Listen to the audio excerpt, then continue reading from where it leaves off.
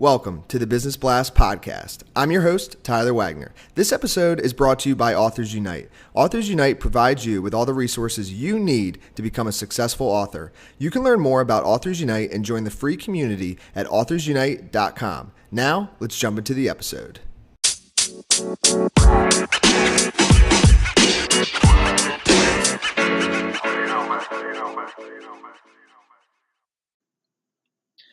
All right, everyone. Welcome back to another episode of the Business Blast podcast. I'm your host, Tyler Wagner, and today I have Mimi with us. She is a productivity and time management coach who works with busy, ambitious professionals and entrepreneurs who feel overwhelmed by everything that needs to get done. She helps them get organized, prioritize, set clear goals, and create a solid plan of action. So welcome to the show.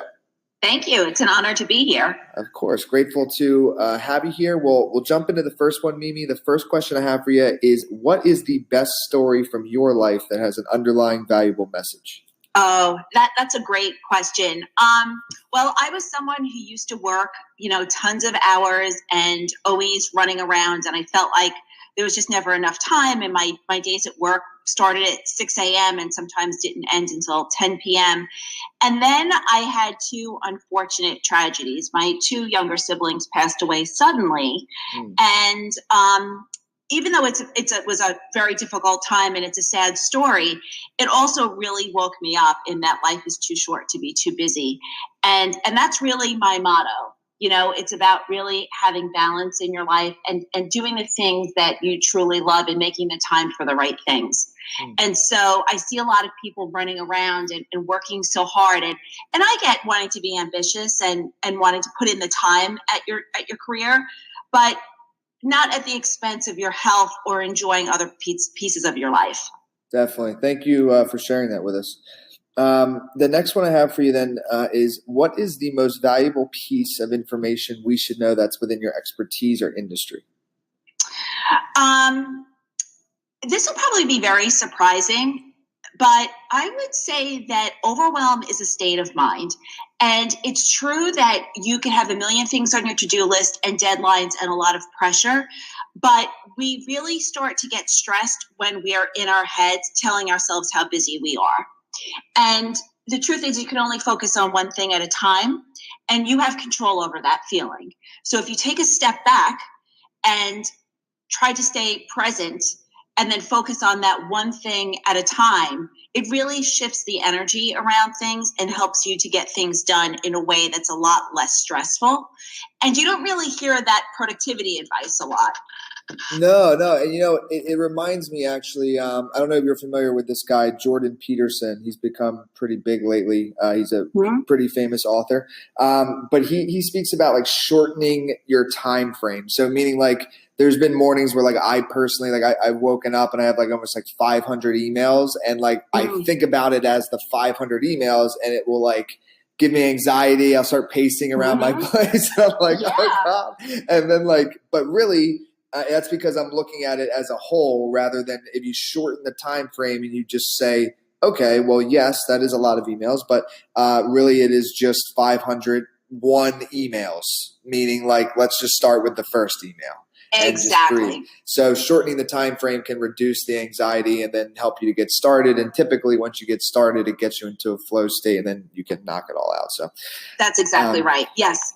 So then not to go towards kind of to make it overarching in all of business, like what's your best piece of overall business advice? And feel free to share whatever you like, but maybe what could also be helpful is like, how did you become like a coach? I think a lot of people were in an age where they're like working for corporations and stuff and they want to branch out and do their own thing, but they don't know how. So maybe you want to shed some light there as well. Absolutely. I would say the first piece of business advice is never give up. I was in corporate for 25 years. I did that for a long time. And I never gave up on wanting to continue to grow and change and get promotions and then switch gears and then go into my own journey and become a coach. So I would say that even when you hit a roadblock, don't look at it as a block, look at it as an opportunity and then take the next step. So never give up. I think there's a Winston Churchill quote that says never, never, never quit. And I love that. Yes. And if you could give your younger self one piece of advice, what would that be? Don't worry so much. I spent a lot of time in the beginning of my career getting really wound up on the next steps and what they would look like. And I would say be present in the moment. And I know that might sound very, new agey, coachy kind of talk, but it's really true. And I think when you're present and you really, kind of elevate yourself, then the next step just kind of unfolds. And I'm just curious if we could dive a little deeper there, and because I always love to hear people's tips for it, because a lot of my, I say like friends and also just like colleagues in general, I find myself to be fairly, unless I'm trying to think, fairly like thoughtless when I'm in the moment, because I went through a big like personal development shift in my life for 3 years, and then like what popped out the other end was like presence, if you will, and I find it very hard to like teach or like tell someone this is how you become present. So I'm just curious, do you have like any tips or things that you do to like get into the present like state of being? That's such a great question. I do. So I always recommend you use your senses, right? And so just cue into what's in front of you. What are you looking at? What are you feeling? Is the room warm or is it cold? Or what's the temperature at? What are you smelling? Do you smell something good? All of that kind of stuff really brings you back into the present moment. Got it. Okay. Yeah, that's actually really good advice, because then it gets us out of like our mind in that's right. thinking about future or past, and it gets us to be like what's happening right now, which then got it. Okay. So zero in on your senses. Yeah, I find that really helps a lot. And so maybe kind of leading into the next one, in your opinion, what is the key to happiness? That's a great question. The key to happiness, laughing every day, and not taking things too seriously. I think to have a good sense of humor about things, I think that's so important. And I think that's really the key to happiness. And what is the best book that you've read, and what was the number one thing you learned from that? I'm going to have to give you two. So that's fine. one is very recently is The One Thing. I love that. And that's more of a productivity book. It's the whole idea of what's the one most important thing that you can do now that will kind of impact everything, and just focusing on that. I think that's very powerful. And secondly, I would say Tim Ferriss's 4-Hour Work Week. I remember seeing that in the bookstore and I was like, what is that? And finally I picked it up, and it really changed my life, because I was not aware of all the opportunities that were out there, and how the business landscape is really changing. And so that was a real game changer for me. Yes, 4-Hour Work. Both of those books are amazing. The 4-Hour Work Week was an absolute life-changing book for me, so I highly recommend it. Yeah, right? It changed your life too.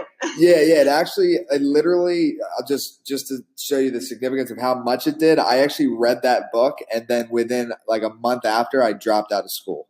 Wow. That book like gave me it empowered me and like showed me that I could do what I wanted on my own, and I didn't need the degree to do it. So that book was actually the spark that got me to drop out of school and start my own companies. So, that's amazing. Pretty it big was a thing. spark for me too, because it like you said, it made me open my eyes to what the possibility was. And then it started me on a journey to Marie Forleo and, a whole host of others that have really changed the way my career unfolded. Absolutely. Yeah. No, that's awesome. It was very impactful for both of us. And it was one of like the first actual, like, I don't know, like when I was younger, I didn't like read much. I wasn't really into like personal growth. I think it's like something a lot of people kind of stumble upon. But once I read that book, not only did it do that for me, but then I went down a path of like Think and Grow Rich, reading all the business books. And then I went down like Eckhart Tolle and like personal development. So that book was the spark of kind of, I want to say, like everything. So thanks, Tim. Thanks, Tim is right.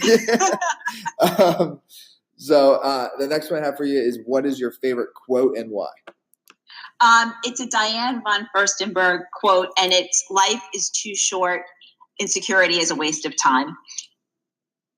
Got it. I love it. Thank you again so much for coming on. The last one I have for you, I'm sure everybody listening would like to know, because we all need help with productivity, is where's the best place for people to find and or connect with you online? Absolutely. I would say my website, which is mimibishop.com. And I have a free download called 10 Simple Steps to Take Back Your Time. Perfect. Thank you again for joining us. We appreciate it. You're welcome. Thank you so much for having me on the show. The podcast you just heard was published with Anchor. Got something you want to say to the creator of this show? Send them a voice message using the Anchor app, free for iOS and Android.